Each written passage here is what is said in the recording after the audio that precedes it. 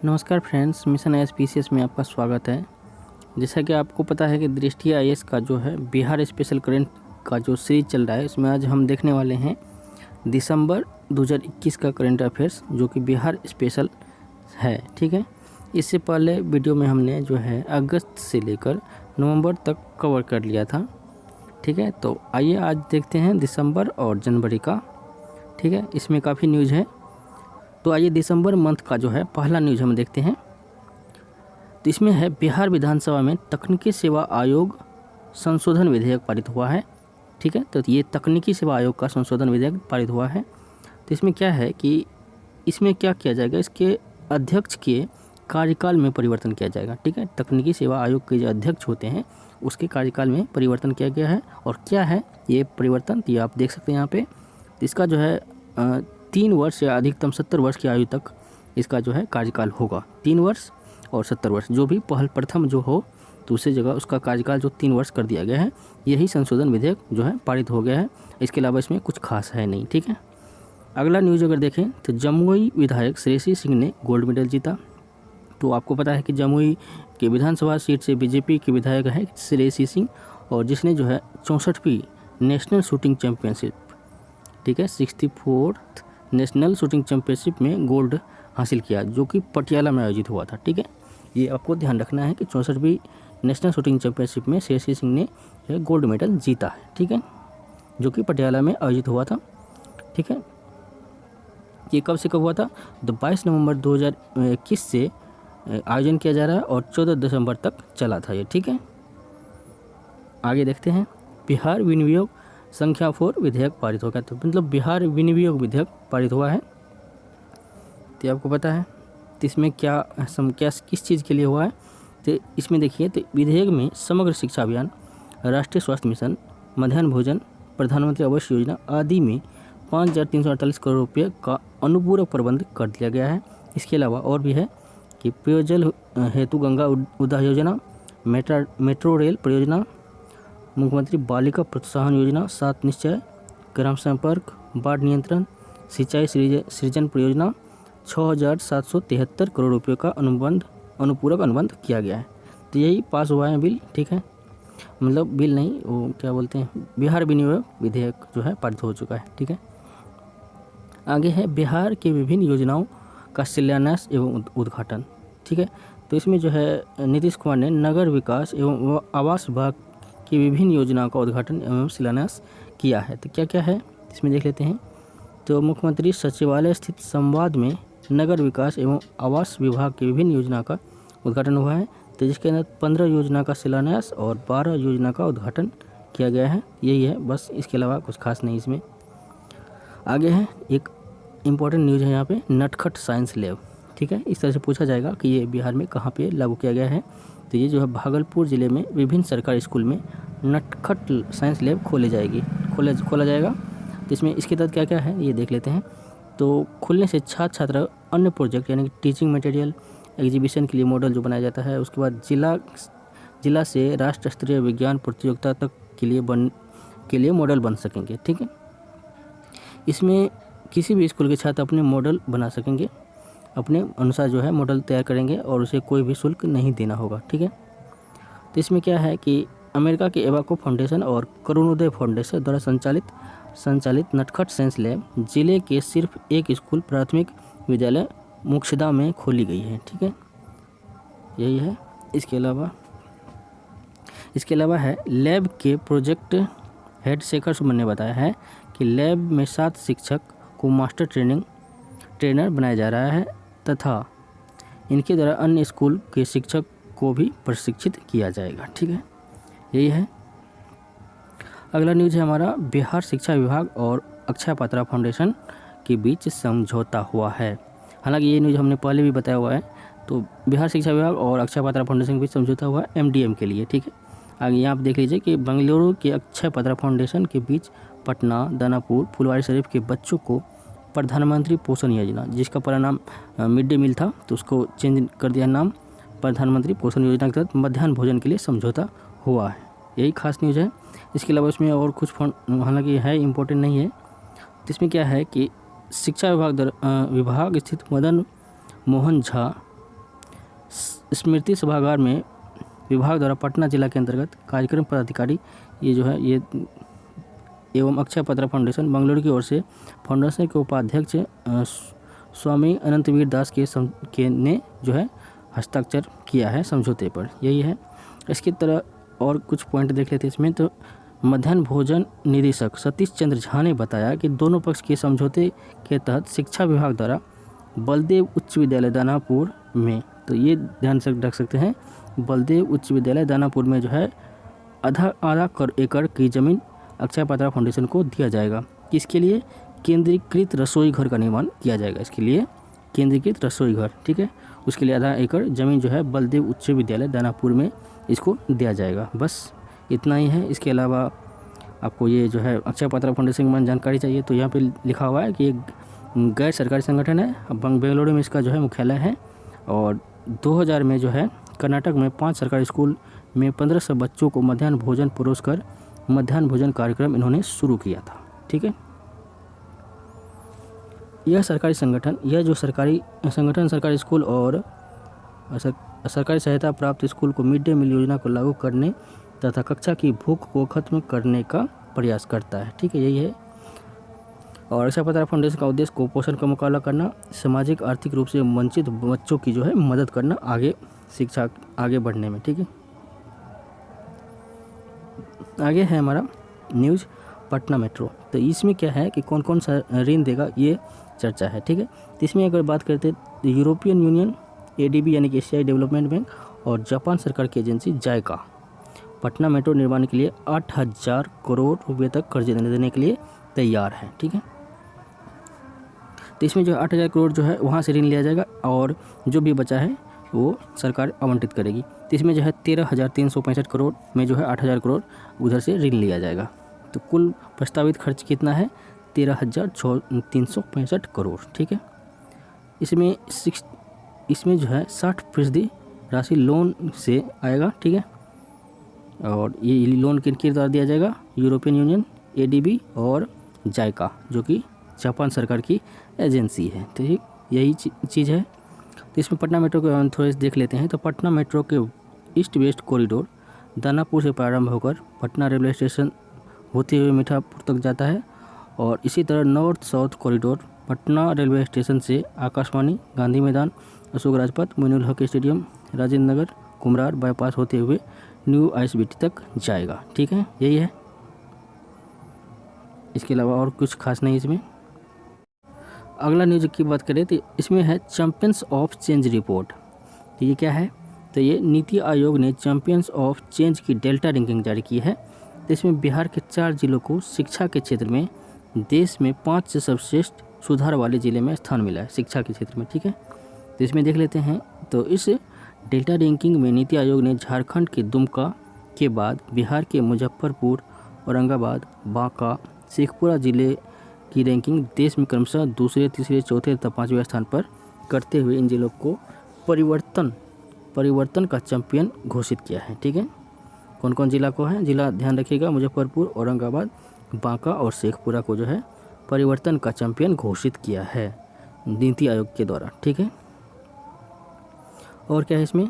तो नीति आयोग द्वारा ट्वीट कर सार्वजनिक की गई कि डेल्टा रैंकिंग अक्टूबर 2021 में जिले में प्रदर्शन के आधार पर क्रमशः 5 जिला दुमका, मुजफ्फरपुर, औरंगाबाद, बांका और शेखपुरा को नीति आयोग ने अक्टूबर 2021 के लिए आकांक्षी यानी कि एस्पिरेशनल जिला घोषित किया है। यही है। बस इसमें आपको जो है ये जिला याद रखना है जिसका चैंपियंस मतलब चेंजर अवार्ड से मतलब परिवर्तन का चैंपियन घोषित किया गया है। तो मुजफ्फरपुर, औरंगाबाद, बांका, शेखपुरा ये सब है जिला। अगला न्यूज़ है हमारा 50+2 स्कूल में साइंस लैब तैयार करेगा आईआईटी। तो आईआईटी के द्वारा जो है 50+2 स्कूल में जो है साइंस लैब बनाया जाएगा। ठीक है, यही आपको न्यूज़ ध्यान रखना है।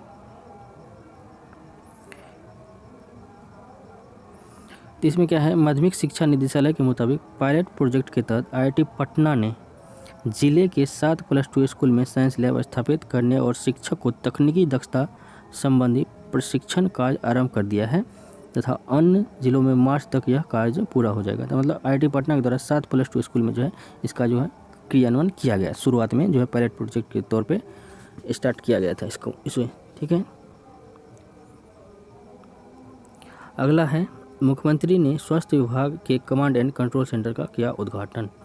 तो स्वास्थ्य विभाग के कमांड एंड कंट्रोल सेंटर, ठीक है, तो इसमें क्या है, विकास भवन में स्वास्थ्य विभाग के कमांड एंड कंट्रोल सेंटर का उद्घाटन किया है विकास भवन में, ठीक है। मुख्य बिंदु क्या है कि एक मिनट, निरीक्षण के दौरान स्वास्थ्य विभाग के अधिकारी ने बताया कि स्वास्थ्य विभाग का यह देश में पहला कमांड एंड कंट्रोल सेंटर है। मतलब जो है स्वास्थ्य विभाग का देश में जो है पहला कमांड एंड कंट्रोल सेंटर है। इसके माध्यम से क्या होगा कि इसके माध्यम से सभी स्वास्थ्य केंद्र की मॉनिटरिंग की जाएगी, मेडिकल उपकरण सहित डाटा की निगरानी एवं उसके विश्लेषण किए जाएंगे। मतलब स्वास्थ्य केंद्र की मॉनिटरिंग किया जाएगा और मेडिकल उपकरण सहित डेटा का जो है निगरानी एवं उसका विश्लेषण किया जाएगा। तो इसका जो है पायलट प्रोजेक्ट के रूप में जो है मुजफ्फरपुर एवं नालंदा में इसकी शुरुआत हुई थी, ठीक है। ये यहाँ पे देख लीजिए, मुजफ्फरपुर और नालंदा में इसको जो पायलट प्रोजेक्ट के रूप में इसका शुरुआत किया था। मुख्यमंत्री ने कमांड एंड कंट्रोल सेंटर से जिला अस्पताल मुजफ्फरपुर ओपीडी में डॉक्टर और मरीज के बीच बातचीत कर वहाँ इलाज की सुविधा और संबंध में जानकारी ली। साथ ही नालंदा अस्पताल ओपीडी का भी निरीक्षण किया था, ठीक है। यही है, देश में पहला है, ये भी ध्यान रखिएगा। आगे है मुख्यमंत्री ने स्वास्थ्य विभाग के विभिन्न योजना का लोकार्पण, एक कार्यक्रम कार्यारंभ एवं शिलान्यास किया। तो ये सब कोई खास नहीं है, फिर भी इसकी प्रमुख बिंदु देख लेते हैं। इसमें जो है संस्थान ने परिसर में टेलीमेडिसिन स्टूडियो यानी कि ई संजीवनी का शुभारंभ कर निरीक्षण किया है। कार्यक्रम के दौरान मुख्यमंत्री ने कॉफ़ी टेबल बुक मीमांसा 2021 का विमोचन भी इसी के दौरान किया है। यही है। और कोरोना काल में बेहतर कार्य करने के लिए मुख्यमंत्री ने विशेष सचिव सह कार्यपालक निदेशक राज्य आयुष समिति अरविंदर सिंह, ठीक है, अपर कार्यपालक निदेशक राज्य स्वास्थ्य समिति अनिमेश कुमार पराशर, ओएसडी स्वास्थ्य विभाग रेणु देवू, इस सब को जो है प्रशस्ति पत्र देकर सम्मानित किया है, ठीक है। आगे है ऊर्जा प्रक्षेत्र की विभिन्न योजना का उद्घाटन, लोकार्पण एवं शिलान्यास। ये सब कोई खास न्यूज़ है हालांकि नहीं है, ठीक है।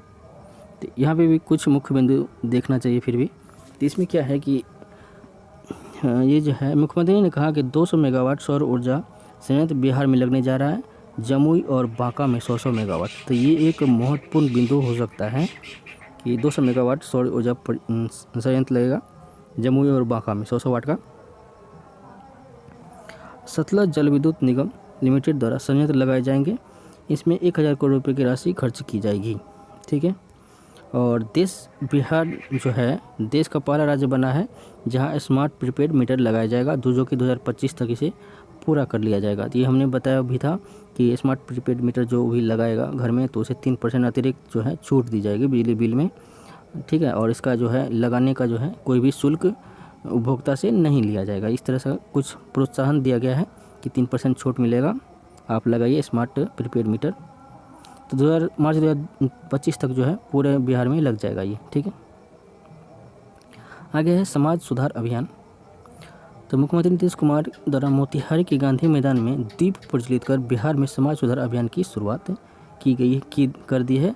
तो कहाँ से? मोतिहारी के गांधी मैदान से समाज सुधार आंदोलन अभियान शुरू किया गया है।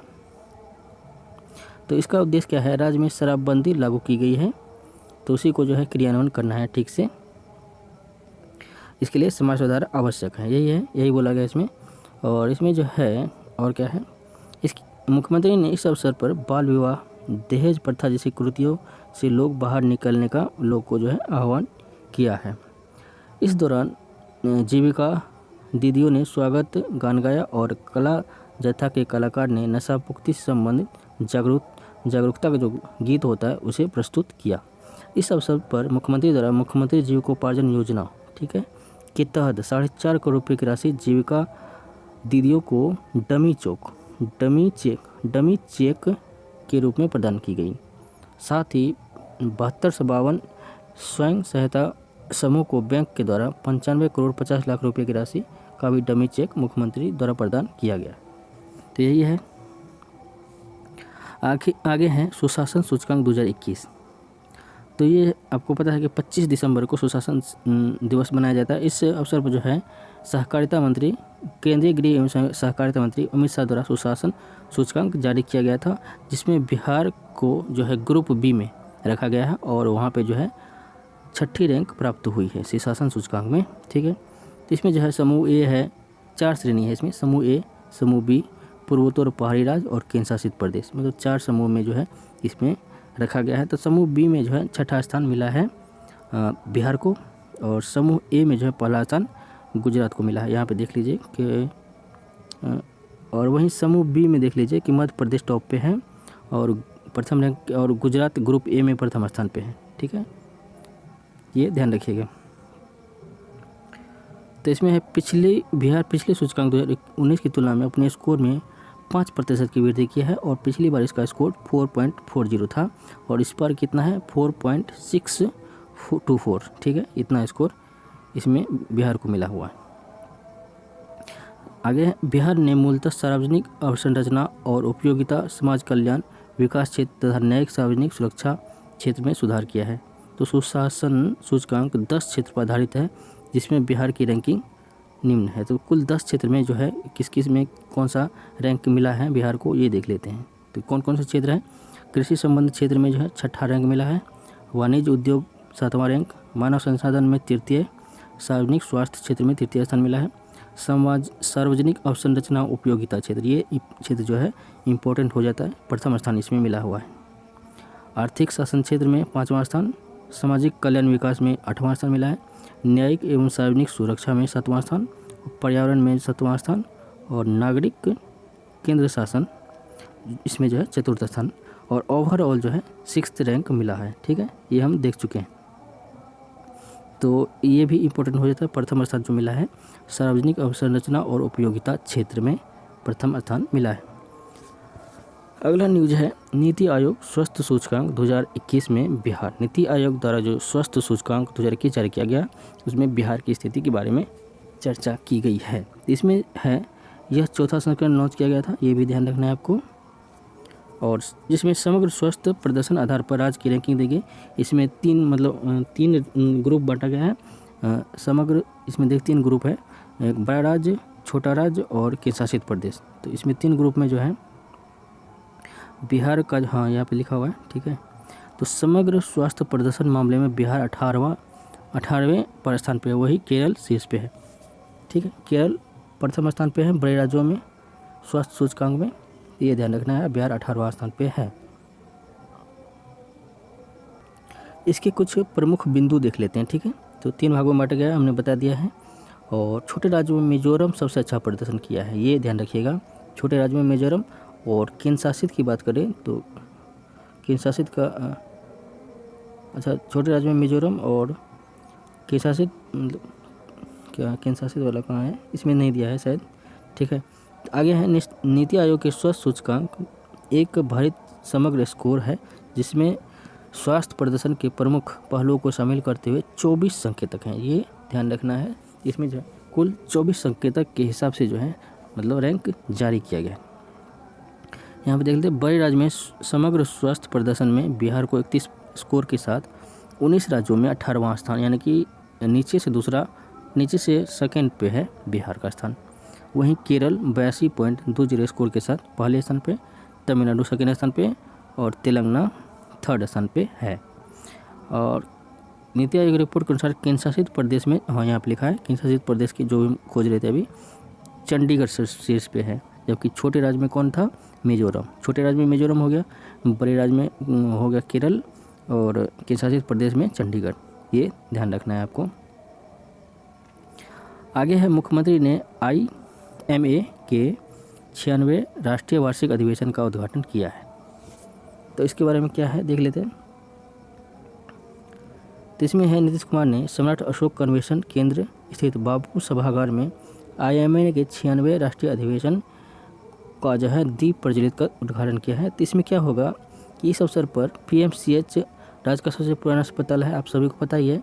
तो इसको अंतर्राष्ट्रीय स्तर पर मेडिकल कॉलेज अस्पताल बनाया जाएगा। अंतर्राष्ट्रीय स्तर वाला जो है और इसमें 4 वर्ष में 3 फेज में इसका कार्य किया जाएगा और 5400 से अधिक बेड यहाँ पे मतलब इसका अस्पताल बनाया जाएगा। इसके अलावा और क्या क्या है, NMCH, ठीक है, इसमें भी 2500 बेड होगा। भागलपुर, मुजफ्फरपुर, गया में मेडिकल कॉलेज में जो है 2500 बेड का अस्पताल बनाया जाएगा और दरभंगा में दूसरे एम्स का निर्माण कराया जाएगा, ये आपको तो पता ही है, ठीक है। कार्यक्रम के दौरान विशेष आउटलुक पत्रिका स्मरिका का विमोचन मुख्यमंत्री सहित अन्य गणमान्य व्यक्तियों ने किया है। आउटलुक पत्रिका एवं स्मरिका का विमोचन इसी मतलब समय किया है, यही है, इसके अलावा कुछ खास नहीं है। तो आइए अब देखते हैं जनवरी का करंट अफेयर्स, ठीक है। तो जनवरी में कौन कौन सा न्यूज़ बना है ये हम देख लेते हैं। तो जनवरी की बात करें तो इसमें जो है थोड़ा सा जूम कर लें इसका, तो इसमें जो है पहला न्यूज़ हमारा है जनवरी का, मंत्रिपरिषद के महत्वपूर्ण निर्णय। तो इसके बारे में देख लेते हैं क्या है। तो बिहार मंत्रिपरिषद की बैठक में कुल महत्वपूर्ण एजेंडे पर निर्णय लिया गया है। तो इसका जो है प्रमुख बिंदु हम देखते हैं। तो है मंत्रिमंडल सचिवालय विभाग के विशेष सचिव उपेंद्र नाथ पांडेय द्वारा बताया गया कि आपदा प्रबंधन विभाग ने अंतर्गत कोविड-19 के संक्रमण से मृत व्यक्तियों के निकटतम आश्रित को 4 लाख रुपये प्रति मृतक की दर से अनुग्रह अनुदान राशि भुगतान किया जाएगा, ठीक है। तो ये जो है जिसकी मृत्यु हो गई है निकटतम आश्रित को जो है 4 लाख रुपये दिए जाएंगे। तो ये जो है घोषणा की गई है, ठीक है। ये जो है एक इसके अतिरिक्त जो है 105 करोड़ रुपये बिहार आकस्मिकता निधि से अग्रिम स्वीकृति दे दी गई है, ठीक है। आगे है आपदा प्रबंधन विभाग के अंतर्गत कोविड-19 के संक्रमण से मृत व्यक्ति के निकटतम आश्रित को 50,000 रुपये प्रति मृतक की दर से अनुग्रह अनुदान राशि की भुगतान करने के निमित्त वित्तीय वर्ष 2021-22 में वर्तमान उपबंध के अतिरिक्त 20 करोड़ रुपये बिहार आकस्मिकता निधि से अग्रिम स्वीकृति दे दी गई है, ठीक है। ये है। इसके अलावा क्या है, तो इसके अलावा है वाणिज्य कर, एक मिनट यहाँ पे, वाणिज्य कर विभाग के अंतर्गत बिहार पेशा नियमावली 2021 में संशोधन की स्वीकृति दे दी गई है। आगे है नगर विकास आवास विभाग के अंतर्गत बिहार नगर पालिका अधिनियम 2007 के आलोक में एक नए नगर निकाय मुंगेर में आसरगंज का गठन, 3 नगर निकाय मुजफ्फरपुर नगर निगम का विस्तार, ठीक है। दरभंगा से बिरौल तक घनश्यामपुर नगर पंचायत का क्षेत्र का विस्तार को स्वीकृति दी गई। तो ये है। आगे देखते हैं पटना में मिला दक्षिण अफ्रीकी वेरिएंट ओमिक्रॉन B.2, ठीक है, BA.2, ठीक है, ये है। तो इसमें क्या है, पटना में दक्षिणी अफ्रीकी ओमिक्रॉन वेरिएंट का जेनेटिक पैटर्न BA.2 मिला है। यह वेरिएंट संक्रामक और तेज़ी से लोगों को चपेट में ले रहा है। तो इसमें क्या है कि इसके प्रसार के बाद विश्व स्वास्थ्य संगठन ने वैज्ञानिक व विशेषज्ञ ने इसे डेल्टा वेरिएंट के से 7 गुना ज़्यादा संक्रामक बताया। हालांकि विशेषज्ञ के मुताबिक डेल्टा के मुकाबले यह कम घातक है, ठीक है।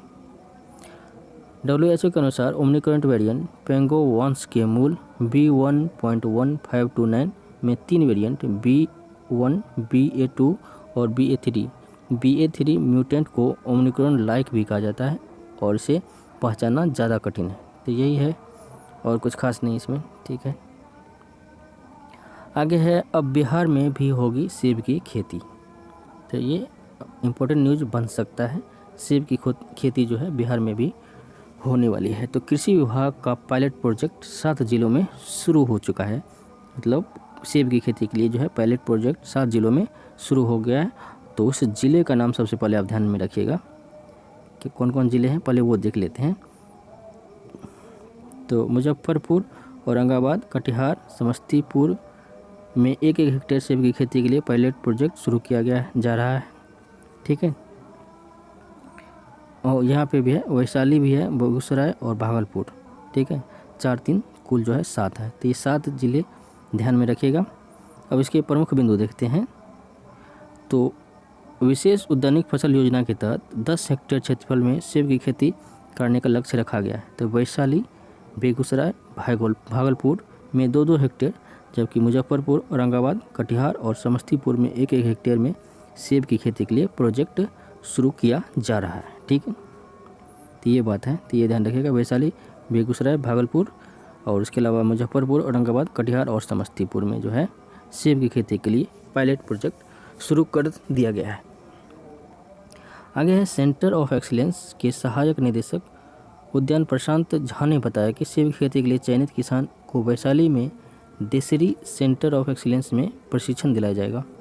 ठीक है, वैशाली में जो है देसरी सेंटर ऑफ एक्सीलेंस जो है वहाँ पे है, तो उसमें प्रशिक्षण इसके लिए दिया जाएगा। चयनित किसान को हिमाचल प्रदेश के हरिमन 99 वैरायटी का पौधा दिलाया जाएगा। तो ये जो है पौधा वैरायटी का जो है, ये सेब का वैरायटी का पौधा का वैरायटी है हरिमन 99। तो इसके प्रशिक्षण सहित एक पौधे की लागत लगभग 200 रुपये होगी। हिमाचल प्रदेश से ही किसान को प्रशिक्षण देने के लिए विशेषज्ञ भी आएंगे। अगला न्यूज़ है, स्मार्ट प्रीपेड मीटर के लिए बनेगा कानून। इसके लिए क्या कानून बनेगा इसमें देख लेते हैं। तो आपको पता है कि 2025 तक स्मार्ट प्रीपेड पूरे बिहार में लग जाएगा, तो उसके लिए क्या क्या कानून हो जाएगा, तो ये देख लेते हैं। तो बिजली कंपनी की ओर से बिहार विद्युत विनियामक आयोग को कहा गया कि बिहार में स्मार्ट मीटर रेगुलेशन बनाए जाने के लिए आयोग का रेगुलेशन का ड्राफ्ट जारी करना है। ड्राफ्ट जारी होने के बाद आम लोगों से उसे राय ली जाएगी और कंपनी भी अपनी ओर से उस पर अपना पक्ष रखेगा। तो यही है, और इसमें क्या कुछ खास नहीं।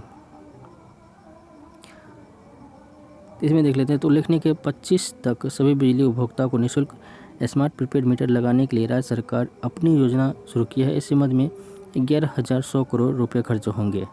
ये है, तो 11,000 करोड़ का ये है कुल योजना है। ठीक है, अब तक 3 लाख से अधिक मीटर लग चुके हैं, ये भी ध्यान रखना है। आगे है, राज्यपाल ने बिहार नगरपालिका संशोधन अध्यादेश को जो है मंजूरी दे दी है। नगरपालिका संशोधन अध्यादेश को मंजूरी दे दिया है। तो इसमें क्या है, तो इसमें जो अध्यादेश में संशोधन करते हुए प्रावधान किया गया है कि बिहार के प्रत्येक शहर की सरकार के प्रमुख उप प्रमुख वहाँ के नगर निकाय की सीमा में रहने वाले मतदाता के वोट से निर्वाचित होंगे। आगे है, बिहार के सभी 19 नगर निगम। तो यहाँ पे नगर निगम की भी संख्या देख लीजिए कि कुल है बिहार में कुल कितने नगर निगम है, 19।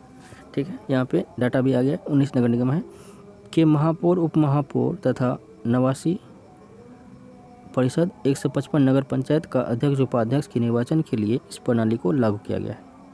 तो यहाँ पे एक महत्वपूर्ण बिंदु हमारे पास क्या आया कि बिहार में कुल नगर निगम जो है 19 हो गया है। ठीक है, ये ध्यान रखना है, पहले 11 था आपको पता है। तो इसके अलावा काफ़ी चीज़ है, तो इसमें जो है इम्पोर्टेंट नहीं है। हाँ, ये भी है, नगर जो निकाय है बिहार में 263 नगर निकाय है। ये भी एक महत्वपूर्ण बिंदु हमारे पास आ गया है कि कुल 19 नगर निगम और 263 नगर निकाय। ठीक है, तो ये हमारे पास एक डाटा आ गया है। आगे है, पटना कोलकाता एक्सप्रेसवे बनेगा। तो हाल में बिहार पथ निर्माण मंत्री नितिन नवीन ने बताया कि बिहार बंगाल के बीच बेहतर कनेक्टिविटी के लिए पटना कोलकाता एक्सप्रेसवे का निर्माण की योजना शुरू की जा रही है। पटना से कोलकाता एक्सप्रेसवे बिहार की पहली सड़क होगी जो एज रिस्ट्रिक्टेड होगी। एज रिस्ट्रिक्टेड मतलब दोनों तरफ से बंधा होगा। ठीक है, आगे है, मंत्री नितिन नवीन ने कहा कि पटना कोलकाता एक्सप्रेसवे बन जाने से बिहार से बंगाल जाने के लिए कुल 550 किलोमीटर की यात्रा आसान हो जाएगी। ये सड़क उत्तर प्रदेश के पूर्वांचल एक्सप्रेसवे जैसी ही होगी। ठीक है, एक मिनट, ये जो है पूर्वांचल एक्सप्रेस की जैसी होगी। सरकार बहुत जल्द इसके लिए काम शुरू करने वाली है। तो इसके बनने से पूर्वोत्तर भारत की शेष भारत की कनेक्टिविटी जो है मजबूत हो जाएगी। 18,000 करोड़ रुपये से अधिक अनुमानित लागत वाली 18,000 करोड़ की इसकी अनुमानित लागत है। ठीक है, तो इसमें पाँच ज़िले शामिल हैं। तो ये देख लीजिए, पटना कोलकाता एक्सप्रेसवे में पटना, बख्तियारपुर शामिल है, बिहार शरीफ शामिल है, शेखपुरा, जमुई, बांका के कटेरिया होते हुए मधुपुर, दुर्गापुर, पानागढ़, ढलकुनी से आगे बढ़ेगा। ठीक है, तो ये ध्यान रखना है। देवपुर में ये एक्सप्रेस वे एम्स को जोड़ने वाली प्रस्तावित 4 लेन सड़क को कनेक्ट करते हुए मधुपुर की ओर निकल जाएगा। इसे देवघर से बिहार की ओर बंगाल की कनेक्टिविटी बढ़ेगी। तो यही है। तो इसमें आगे है पॉइंट है, भारतमाला फेज 2 के तहत ग्रीनफील्ड एक्सप्रेस वे पुराने भीड़ भाड़ वाले राष्ट्रीय राजमार्ग NH2 के विकल्प के रूप में काम करेगा ये। ठीक है।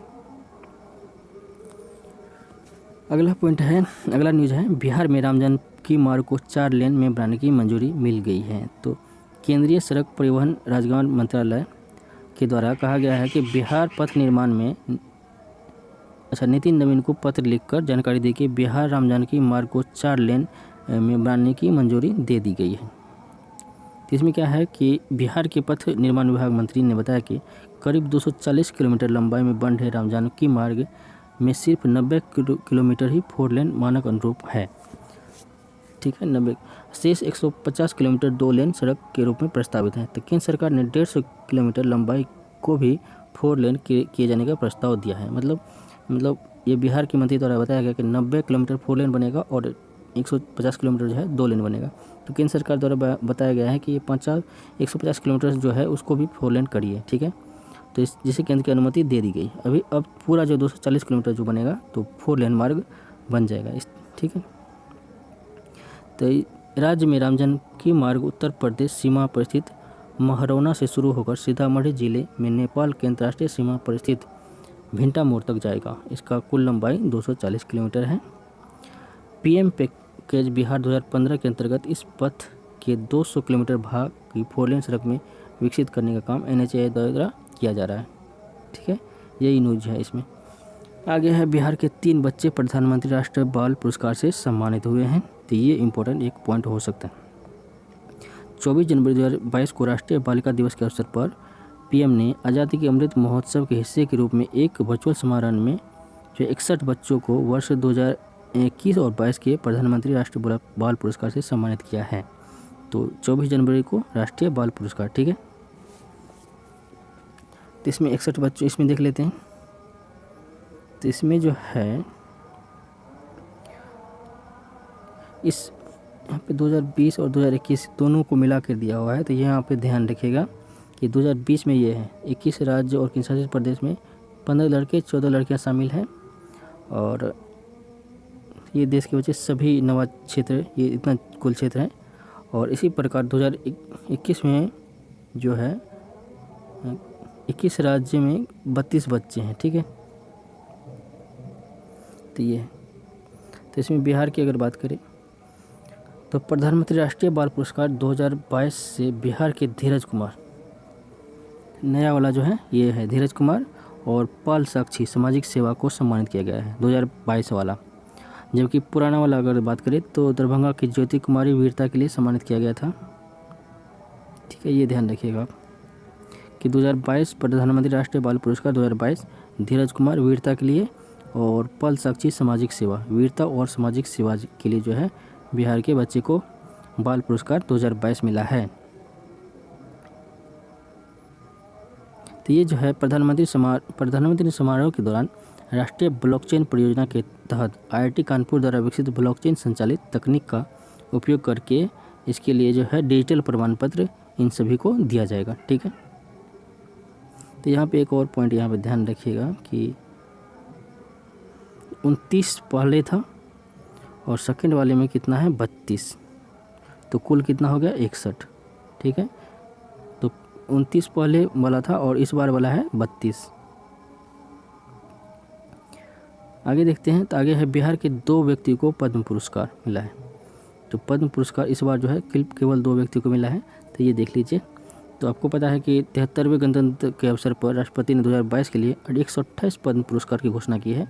तो इसमें जो है कुल कितना है ये आप ध्यान में रखिएगा। 128 में क्या है, 4 पद्म विभूषण है, 17 पद्म भूषण और 107 पद्मश्री है। तो ये कुल 128 पद्म पुरस्कार की घोषणा की गई है। तो बिहार के कौन है, तो आचार्य चंदना जी को सामाजिक कार्य के लिए और शैवल गुप्ता को मरणोपरांत साहित्य शिक्षा में विशिष्ट योगदान को लिए जो है शैवल गुप्ता और आचार्य चंदना जी, ये 2 नाम आप ध्यान रखिएगा। तो इसके अलावा इसमें कुछ खास नहीं है। इसके अलावा वो पद्मश्री के बारे में बताया गया है, तो ये सब आपको पता ही होगा, ठीक है। तो गणतंत्र दिवस के अवसर पर इसकी घोषणा की जाती है, ये आप सभी को पता है।